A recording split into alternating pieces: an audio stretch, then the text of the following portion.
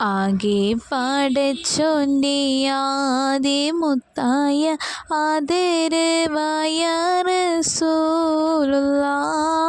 ആരാധനയ്ക്കർഹൻ ഏകനാണെന്നും സന്ദേശം നൽകിയ നൂറുള്ളാഹ്.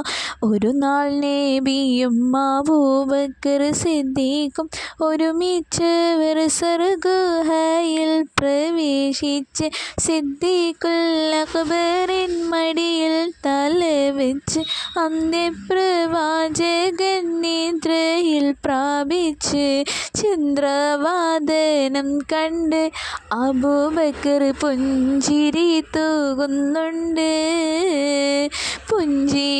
തൂകുന്നു, ചുറ്റിലും നോക്കുന്നു, പഴുതുമടയ്ക്കുന്നു. അന്നേരം നബിയെ കാണാനെത്തിയ സർപ്പങ്ങൾ തങ്ങളെ കാലിൽ കടിക്കുന്നു.